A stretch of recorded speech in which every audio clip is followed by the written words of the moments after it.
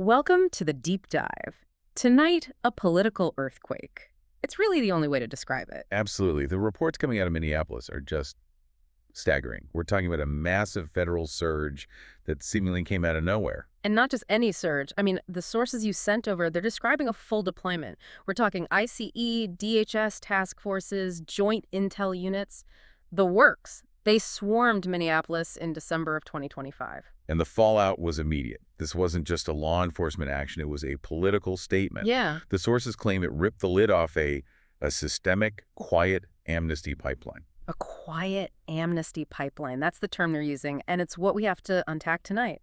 Our mission is to dissect these claims, to look at the fraud, the national security risks this allegedly exposed, and the political chaos that has just exploded across the entire country because of it. Exactly. We're looking at what the sources describe as an operation carried out with absolute precision. No leaks. And it goes so far beyond just executing warrants. It's about exposing a structure, a bureaucratic framework that was allegedly built to fail. And that's the devastating part. The claim is this exposed terror watch list entries. People on the watch list tied to migrant routes and fraud networks that have been running for years. And connected directly back to DHS memos that were apparently buried, but not anymore. This is the beginning of a massive nationwide reckoning. So that's our deep dive tonight. We're going to expose the full truth based on the sources we have. If you want the news they don't want you to hear, hit that subscribe button right now. Let's start with the first domino. Yeah, let's. Why Minneapolis? Okay, so December 2025, this wasn't a random raid. The sources paint this as a calculated strategic first move, a massive coordinated surge. You said largest in decades for Minnesota. That's a huge claim. We're talking ICE strike teams, DHS tactical units, FBI support. The scale's the first clue.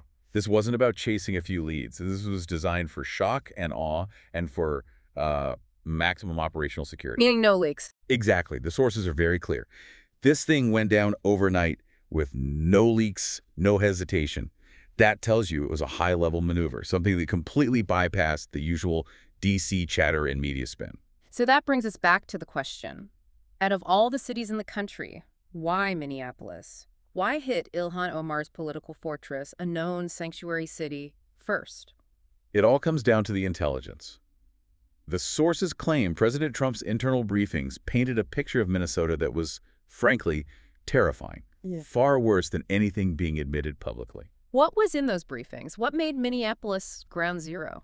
Three things, primarily. First, what they called exploding fraud networks. Yeah. Highly organized, operating with what seemed like total impunity. Okay.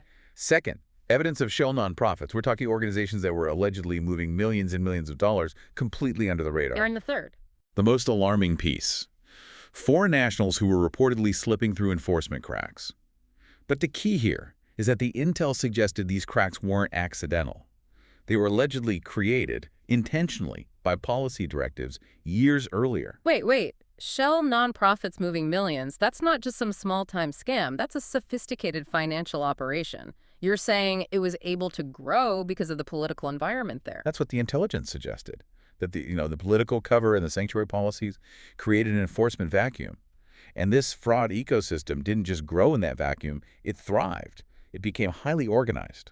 So Minneapolis was basically the perfect petri dish. It was the logical ground zero for a major intervention.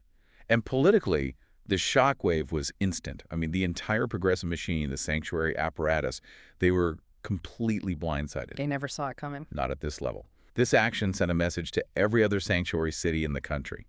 The game has changed. This wasn't a warning shot. It was a demonstration of force aimed at dismantling an entire operational structure. Bypassing the bureaucracy, no media notice. I get it. It was strategic. It was designed to expose the root of the problem. Which brings us to the blueprint, the documents they allegedly found in those DHS archives. Right. So this is where it gets really chilling. We move from the action on the ground in Minneapolis to the policy that allegedly allowed all of this to happen. Exactly. According to the sources, the big discovery, the smoking gun, came when the new administration started digging into the DHS archives. They found what's being called a detailed blueprint for a massive quiet amnesty pipeline. Hold on. Let's be really clear here. This isn't a law that was passed by Congress. This isn't something that was debated publicly. The claim is this was internal guidance. Internal guidance, memos, Yeah. directives, precisely. The sources claim it was a system designed to functionally nullify immigration law without anyone in the public ever knowing. How? What were the mechanisms they used? The sources detail a few specific bureaucratic tools. The biggest one was a massive expansion of something called humanitarian parole. Then there were deferred enforcement memos and specific internal guidance sent out to field officers. Okay, let's break that down. Humanitarian parole. I think most people hear that and think it's for, a true emergency, a political refugee fleeing persecution. And that's its legal intent. It's an authority to grant temporary entry for urgent humanitarian reasons or for a significant public benefit. But the sources claim that under the prior administration, that authority was, well, it was stretched far beyond its original meaning. Stretch how? It was allegedly applied broadly to large groups of people for reasons that were, you could argue, more about economics or just convenience. It became a tool to bypass the standard, much more rigorous visa and vetting processes. So a legal loophole is basically turned into a superhighway to let people in without the normal security checks. That's the allegation. And then you have a second tool, deferred enforcement memos. These are critical. These memos, according to the sources, specifically instructed officers in the field to deprioritize, and that's the key word, deprioritize entire categories of removable migrants. Deprioritize. What does that actually mean on the ground? It means people who might have, say, low-level fraud indicators or nonviolent criminal histories were no longer a priority for removal. Their files were effectively put on the back burner indefinitely. Wait, hold on a second. This is the part I can't get my head around. This wasn't just, an accident. It wasn't just being overwhelmed with cases. The source is claiming that DHS actively re-engineered the entire system. That's the core of it. The re-engineering is the central claim. It's not that they passively lost control. It's that they allegedly created an internal process designed to slow or completely stop removals for huge groups of people. It's a de facto amnesty. It's granting them the ability to stay here long-term without actually calling it amnesty. Think of it like this. Deprioritizing a case is like moving a file from the active removals desk and putting it into deep storage in an archive somewhere. Yeah. Is that person still technically removable? Yes. But no one's ever going to look for that file. Not unless they commit a new major crime. For all practical purposes, that person becomes invisible to IC's field offices. The system, allegedly, was performing exactly as it was redesigned to perform. And the sources say this is the direct explanation for why those fraud networks were exploding and why ICE officers had these impossible backlogs. So this changes everything. This isn't a story about bureaucratic incompetence. It's a story about what the sources claim were intentional policy choices. With widespread and very dangerous consequences. What was the evidence? Was it just the memos themselves, or was there more? It was more. The memos were the blueprint, but the proof came from whistleblower testimony. People from inside DHS. Yes. Career officials, some with decades of service, who allegedly came forward under oath. They testified about the real-world impact of these directives. They said they were pressured, from the top down. Pressure to do what? What did they say their supervisors were telling them? The testimony, as described in the sources, it's damning. They claim they were actively discouraged from pursuing certain removal cases, even when the cases had multiple red flags. What kind of red flags? Things like fraud, clear identity inconsistencies, even known associations with criminal elements. But the most shocking claim, they said supervisors ordered staff to just close files outright. Close them. Not just put them on the back burner, but close them. Close them. To artificially reduce the backlog statistics and make the numbers look better, even if it meant completely ignoring serious fraud indicators or criminal ties. Just to make a spreadsheet look good. The sources allege it was systemic obstruction of law enforcement, using statistics as a weapon for policy.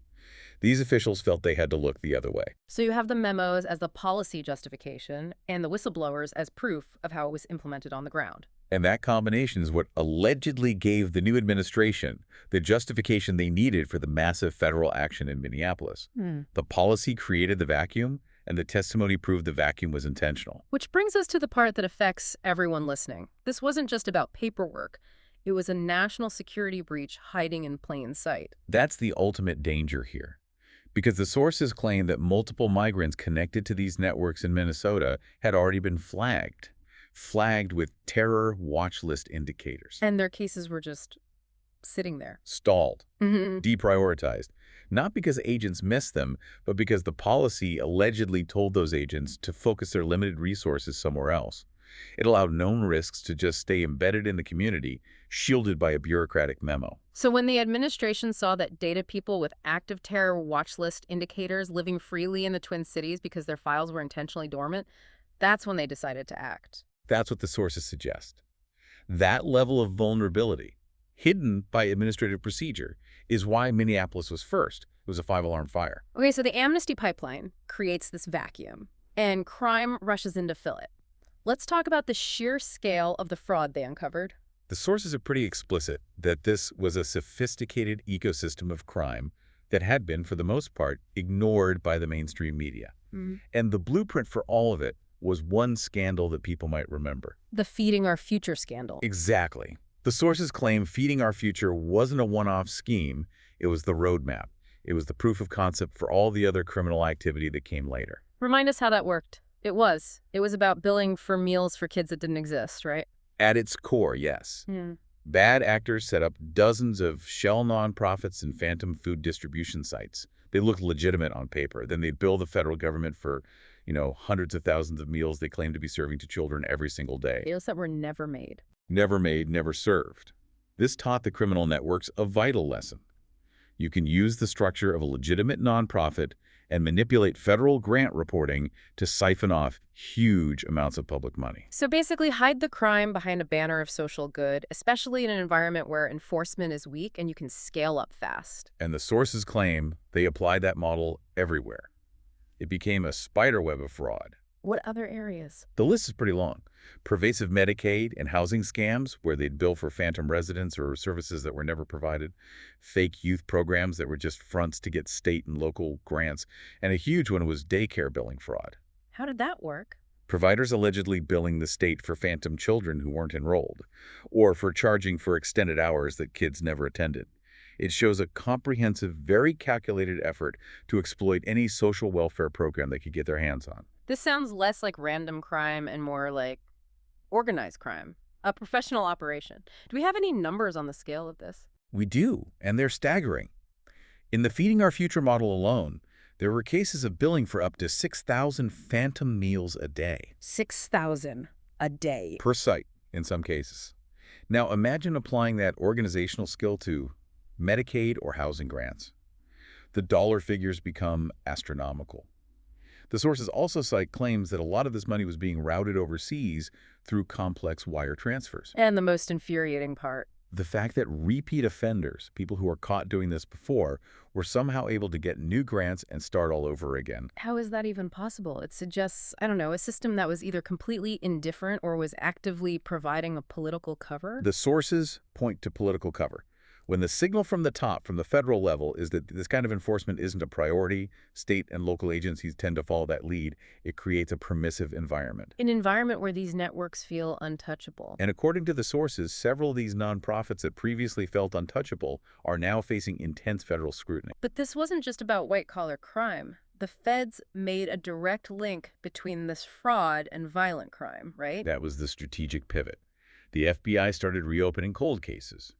Specifically, files on Somali gang activity that had been quietly deprioritized for years. Why? What's the connection? The connection is money. The vast financial resources they were getting from these fraud schemes were directly funding the operations of organized violent crime groups. We've heard warnings about this for years, about the connection between certain networks and the violence in the Twin Cities. We have. Local lawmakers have been sounding the alarm, pointing out that a huge percentage of violent crime was tied to a very small group of these organized networks. But the sources claim the previous approach was often to downplay the problem, to focus on political narratives instead of the hard data. And now agents are going back. They're using the fraud arrest to reopen the violent crime cases. What are they finding? They're finding the links. They're cross-referencing suspects arrested for fraud with their known criminal associates.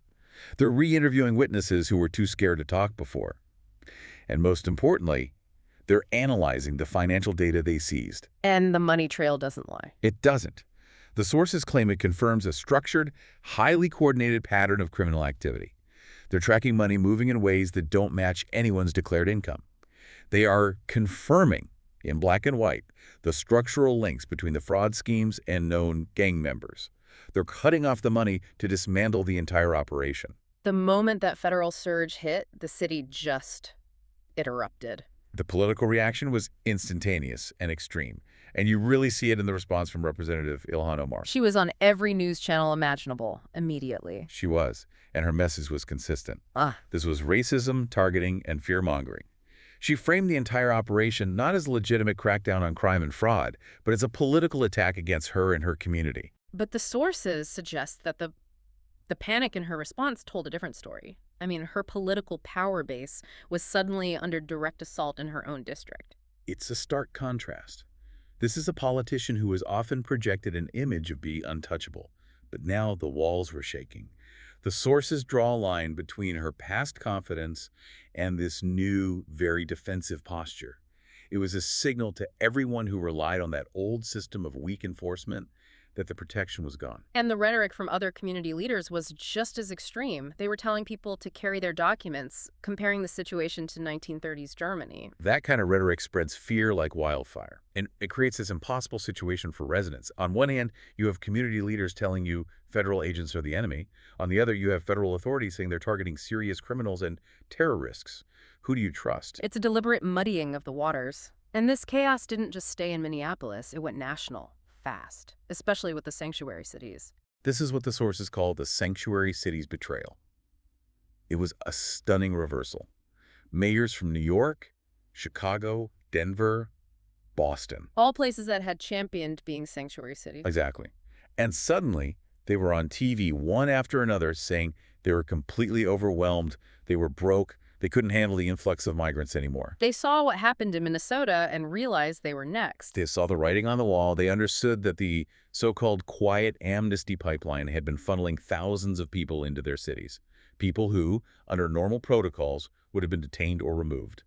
Their systems were collapsing under the weight of it. So the blame shifted. Dramatically. Instead of blaming Trump for enforcement, they started blaming the prior administration for the lack of enforcement and for creating the crisis in the first place. But the most shocking moment, the point of actual open rebellion, came from the Minneapolis police chief. It's an unbelievable move. Mhm. The police chief stepped in, not to support federal law enforcement, but to actively warn residents to call 911 if they saw ICE agents. He told them to call 911 on federal agents. He advised the community to assume it might be a kidnapping. Not lawful immigration enforcement, but kidnapping. That's inciting obstruction. It creates a direct conflict between local and federal authorities and puts civilians and officers on both sides in incredible danger. It's an extraordinary jurisdictional showdown. Federal officials were, of course, furious. The sources cite former ICE Director Tom Homan, who called it shameful and publicly warned that any local officer who obstructs a federal operation could face federal prosecution themselves. So at the very moment these terror watch list revelations are surfacing, the local police chief is telling people to resist federal arrests. It's an unprecedented act of defiance. Yeah. And you can be sure that Washington was watching every single second of it and taking notes. So Washington sees this chaos, this open rebellion, and they have the evidence of this alleged amnesty pipeline. What was the strategic response? It was swift and it was comprehensive. The sources say the Trump administration rolled out what they're calling a new immigration war doctrine. The term being used internally is a whole-of-government strike. A whole-of-government strike. What does that mean in practice? It sounds like it's designed to just steamroll all the bureaucratic red tape that caused this problem. That's the exact goal. It's a synchronized campaign designed to eliminate all the choke points. It's not just ICE acting alone. They brought in the DEA, the ATF, the FBI, Homeland Security investigations, and federal prosecutors from multiple districts, all working as one unit. So they hit a target simultaneously, with every agency ready to act on what they find. Precisely. The process was designed for ruthless efficiency. If they're serving a warrant and they find legal drugs, the DEA takes over that part of the case on the spot. No waiting for another agency to get a warrant. None.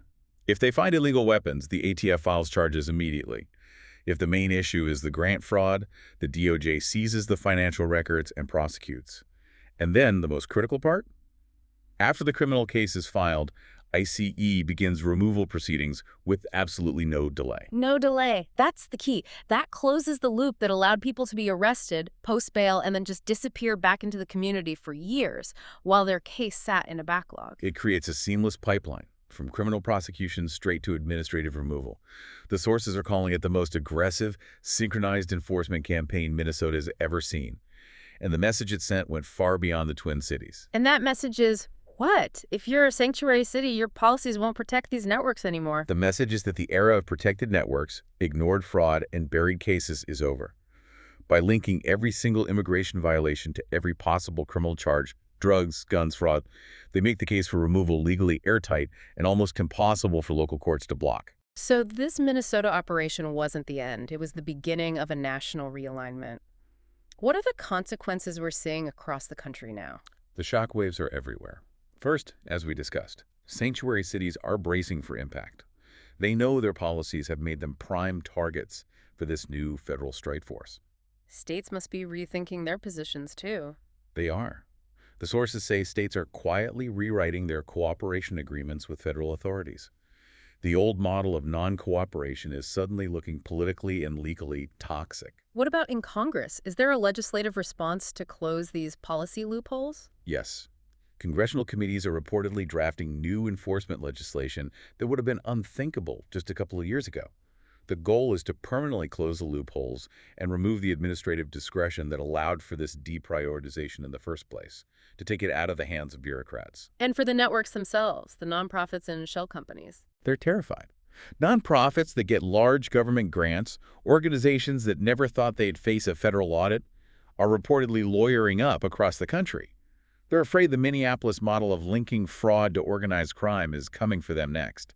Even the politicians who supported these policies are backing away now. The political fallout is massive.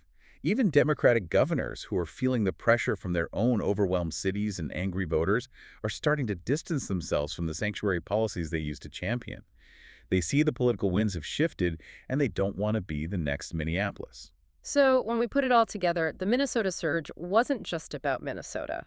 Not at all. It was monumental because it exposed how this alleged quiet amnesty pipeline had fundamentally changed immigration enforcement across the entire country. The crackdown didn't just clean up a local problem, it kicked off a nationwide reckoning. It proved the biggest vulnerability wasn't just at the southern border. It was deep inside the bureaucracy itself, hidden in memos and spreadsheets. And that's the truly chilling part. It revealed how fragile the system was, how a few small, non-public changes to internal guidance could effectively nullify huge chunks of federal law, allowing people with serious red flags to just blend into the background, protected by the system itself. So the real question now isn't about what happened, it's about what happens next. If Minnesota was the first domino, which state is next? Which political fortress is the next target for this whole-of-government strike?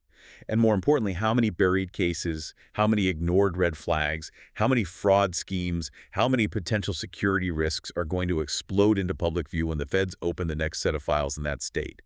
This isn't the end of the story. It's the beginning of a total reset of enforcement policy in America. That's the reality we're facing. And when you have a local police chief telling residents to treat federal agents like they might be kidnappers, it forces you to ask a really fundamental question. I want to know what you think. When local and federal authorities are in open conflict on your streets, who do you trust to keep you safe? Let us know your opinion in the comments below. We read every single one. I'm host speaker. And I'm expert speaker. Thanks for listening to The Deep Dive.